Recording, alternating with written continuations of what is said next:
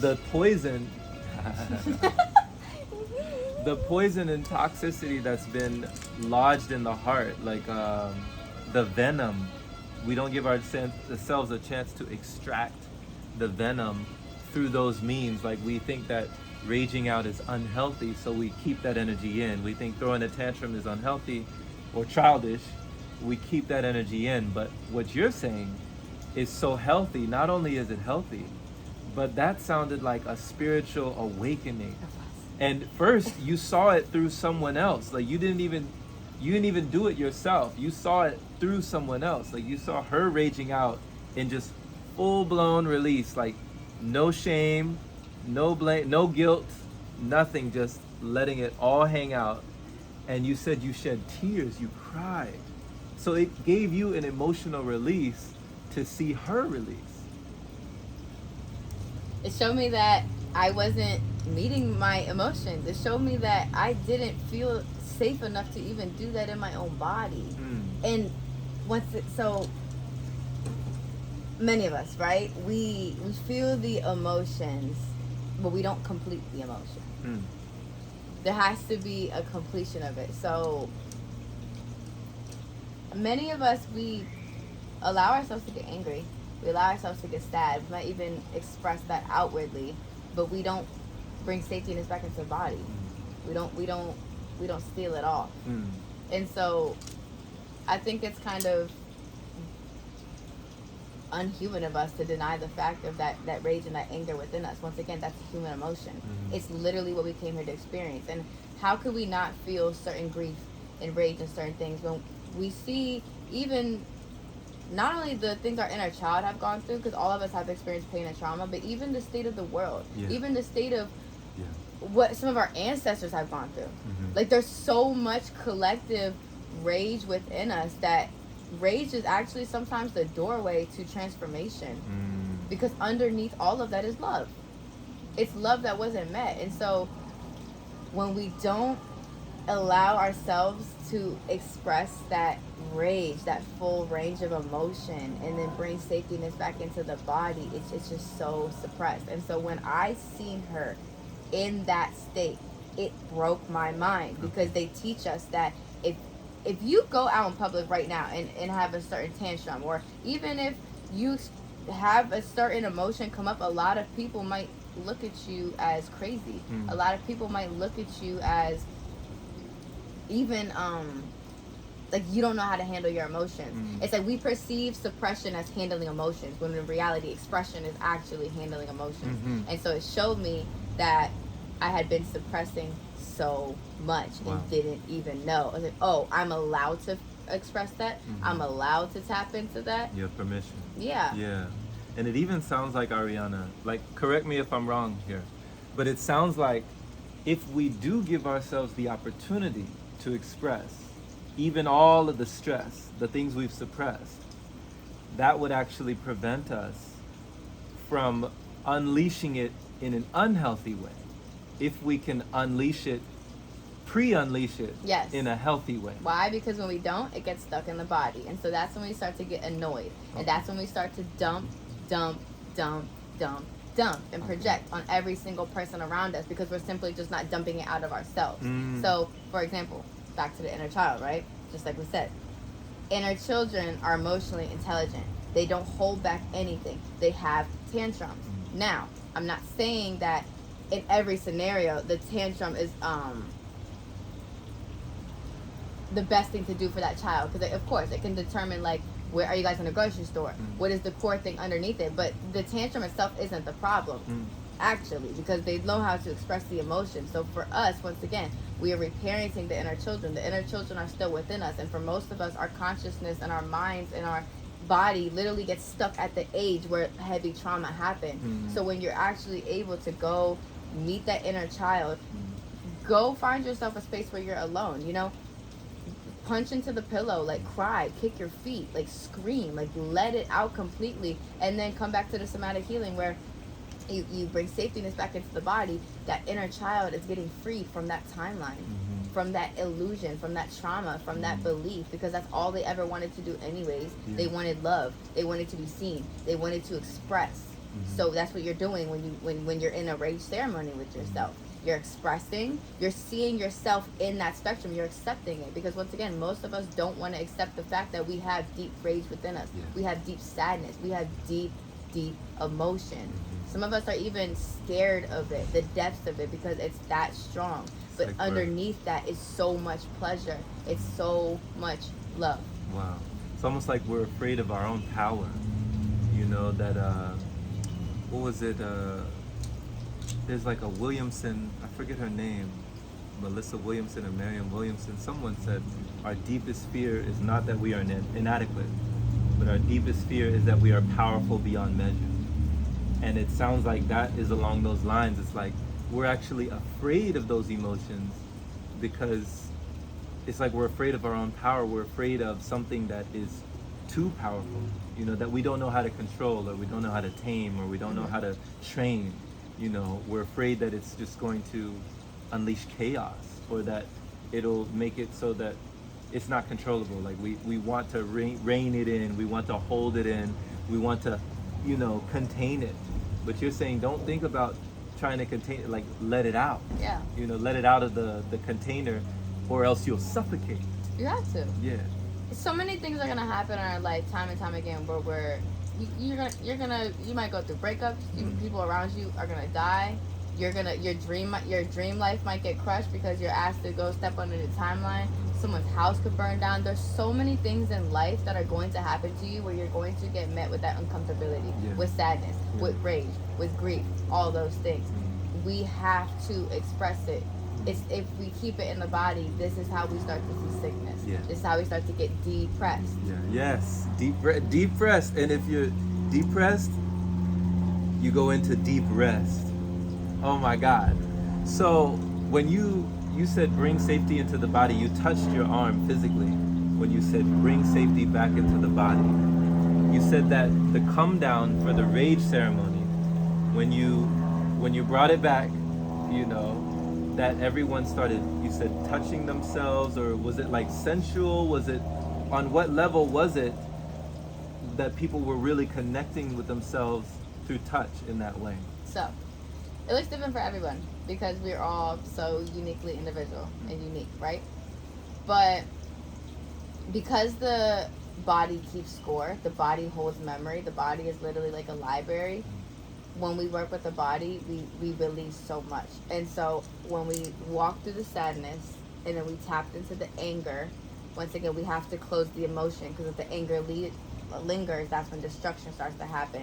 And we continue that day and day and day and day. Like it's a like raging lingering fire. emotion. Yeah. Okay.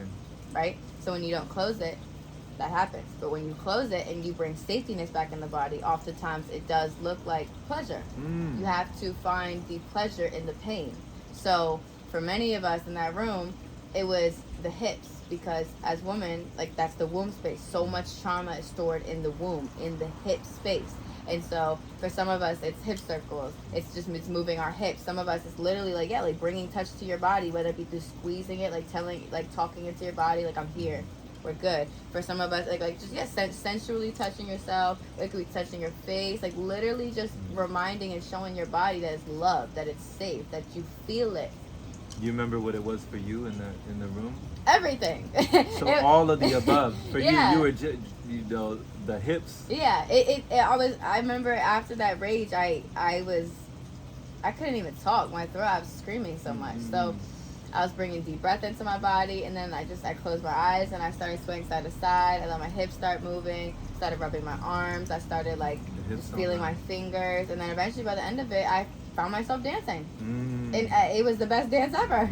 I was like, wow, I feel amazing. I moved all the energy I didn't even know was in my body out of the body, and now I'm just here.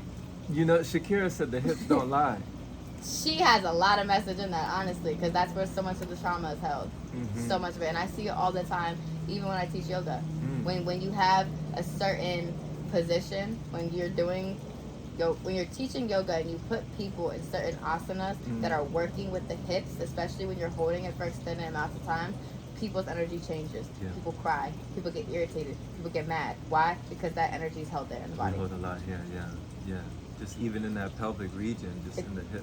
The hips are so important for us to actually work through. massaging, shaking, whatever. But it's actually very healing.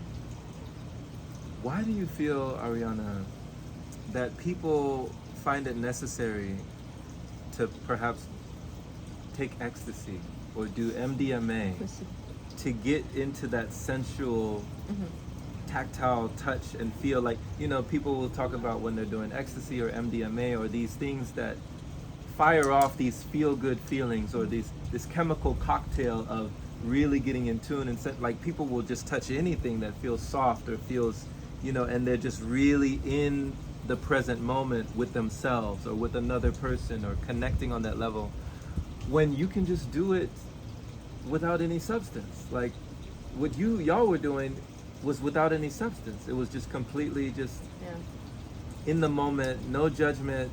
It was a safe space. Why do you feel like people can only get to that place or feel like they can only get to that place with something on top of it? Shame and programming. Shame and programming. I always say it, when a woman is connected to her womb, to her body, she's uncontrollable. It's very interesting how programming has been brought upon us when it comes to sexual energy, because sexual energy is a baseline of all creation, but we create children through that energy. So something that is so powerful got given to us in such a detrimental way, and we see it through like porn, we see it through the movies, we see it through just the influence of the hookup culture, all these things. Why? Because they know how powerful that energy really is. So if we can distort it and if we can abuse it, we see the reflection of that today in society. So a lot of women feel shame around their sensuality, because when you connect to it and when you express it, it often is perceived as a lot of the distortion. And so as well too, a lot of us just don't feel safe in our bodies, or even if there's so many things that go into it. It's a really deep question, but even just the layers of programming women might even receive in their life of how their body should look. Oh, am I too fat? Am I too skinny? Oh, my butt's not big enough. Oh, my boobs aren't big enough. Oh, I don't look like this. Oh, that's what all the men want. Oh, BBL. Like, there's so many things that are running through an average woman's mind in that way throughout her life of programming. A lot of us just haven't really learned how to like merge that oneness and self-love with the body. So there has to be a let go of shame. And at that too, once again, we have to even first have the self-knowledge, like we said yesterday. You have to understand why your sexual energy is even powerful. What does it do? What is harnessing look like? What does it look like? What do you create with it? Because it, once again, it creates children. It shows you how powerful it is. The same energy that a woman uses to create life is the same energy that you use to create all things. So when you tap into your sensuality, you're tapping into that literally most powerful creative energy. And you birth that into everything. And think about it as well. Why would pleasure be sold to us when that means we're connected to the body? We get sold. There's billion-dollar industries because we are disconnected from the body. That profit off of our disconnection. Right. So I just, there's so much shame that comes behind that sensuality and misunderstanding. For example, we could look at just something as simple as twerking. That's something that's very healing. It's been going on for lifetimes. Like, our ancestors knew this, the power of dancing, the power of shaking the hips. But we have taken it now today in society and used it in a way of distortion, where they're just putting it in lustful ways or putting it to program, like, there's just so much distortion where we've taken something so powerful, so healing, and so beautiful, and made it something else that we now abuse, and now it's keeping us in a lower state of consciousness, of disconnection. I got you. So realizing where it comes from, like going back to the ancestors, tapping back into, these things are ancestral, these things, like, they're here for a reason, not just a season. Pleasure and pain are one. Once again, we came here for the full human experience, the full spectrum. So even to deny your pleasure is to deny your existence. You deserve to feel good in your body. You deserve to feel connected to your body. You deserve to feel that energy because that is you at the core. Mm-hmm. This is the message.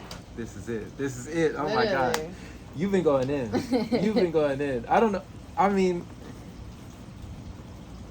just where does it all come from? You just channel it. You know, you're just like just the vessel. You're just a vessel. But I love how you stay humble.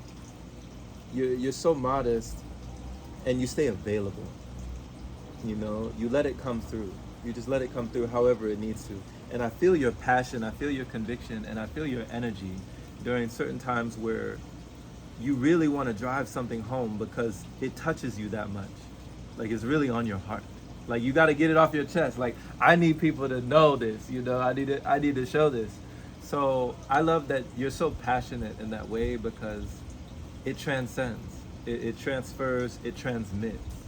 Well, even you, it's like, how when you show up on the podcast, when the books, everything, you've reached a certain level of pleasure in yourself that you love it so much, you experience it so much, you see how it's changed your life, you see how it continues to allow you to create life intentionally, that it's like, wow, I want everyone to feel this.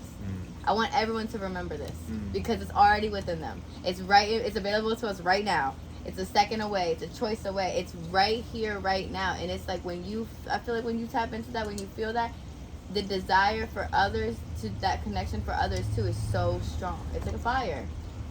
You know, you found. It's like you find. It's like the inner child in you is like, oh, I finally found it. I found it. You want to bring it to the playground, like, here. Let's all do it. Let's all play. Like, it's so fun. You know what's crazy, Ariana? And it gives me chills that you say that. Like, when you say I found it, it's so crazy that you say that because I found that years ago. Mm-hmm. Like, in my adolescence, I had already found it.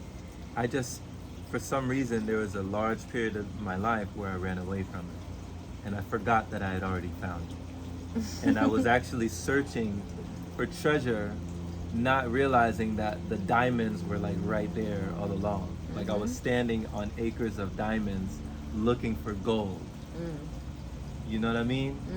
That's deep. That's deep. You feel me? That's deep. So that's what it was like.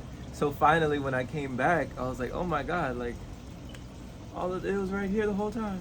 It's always happened. Everything comes back to ourselves, the present moment. Yeah. Nothing outside of us can ever give us anything that we give ourselves everything. And that's realizing that you are the source of everything. You're the source of your happiness, you're the source of your pleasure, you're the source of your creation, you're the source of every single thing. And when we realize that and we connect to that and we continue to nurture that self-love, that connection, it only gets stronger. And once again, we stop letting the physical world bully us. We stop letting the physical world determine us. We stop looking for every single thing outside of us to define meaning to us because we're meaningful and perfect in the present moment. Mm-hmm. It's the belief in the lack of presence that we think we're not.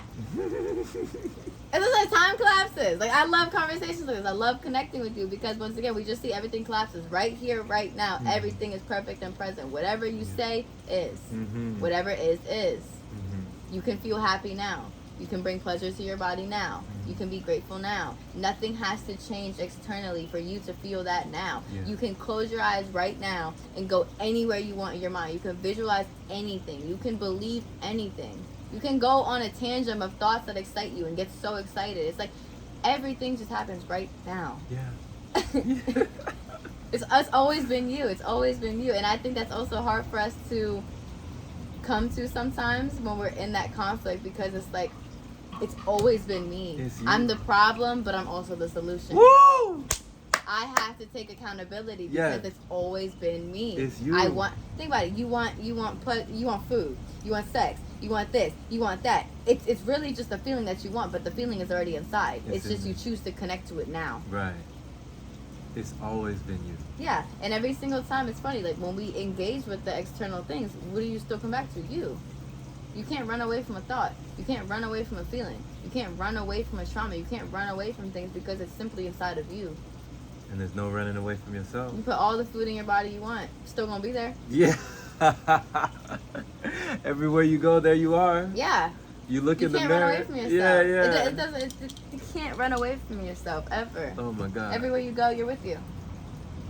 So you might as well feel the trauma. Or like that's why trauma is treasure. Mm-hmm. There's no point of running from it when it's always going to be with you. You have to look at it. Yeah. You have to meet the inner child. Yeah. You have to figure out, okay. What's the core? Mm-hmm. What was the emotion that was like, what need was not met? Mm-hmm. What emotion is still lingering? And what did the inner child want? Start giving that. Mm-hmm. And then once again, do enough of that relationship, do enough of the practices that we do in a daily, etc. It just comes to a point in your experience where it's like, wow, I'm so glad life went that way. Yeah. It couldn't have gone any other way, because you build that, you start to feel the pleasure within yourself. Mm-hmm. You start to feel the presence, and it's like, wow, I love the present moment. I love who I am now. Therefore, I really do actually love everything that happened, because I am who I am now because of it. Yeah. It's treasure. How could I not? It's treasure. Yeah. But if you think your trauma, if you perceive your trauma as weight, as baggage, as victim mentality, well then, you're not going to go through life moving very happily, you know? Nothing really bad happened to us. And I know that's really hard for us to hear sometimes, but our soul really did choose it for the simple purpose of evolution, of coming back to ourselves. It is through pain that we meet ourselves over and over again. It's a portal. If we were happy all the time, we would unconsciously even want to create chaos. Why? Because we came here for the full spectrum. It is through the experiencing what you don't want, you experience what you do want. We all wanted it at core on a soul perspective. It's just the human in us is remembering that, it's catching up to that. But no one is victim. Right. Thank you for this. Thank you for this. No, I needed this. We chose it. It hurts, it stings a lot sometimes, but it's like we chose it. And the gem is always revealed along the line. Yeah. In the moment you can't see it though. That's the hardest part. That's the hard In the part. moment it's like, what the heck is this? But it's always revealed. Yeah. Yeah. We always alchemize it. We're alchemists, you know? We create. Thank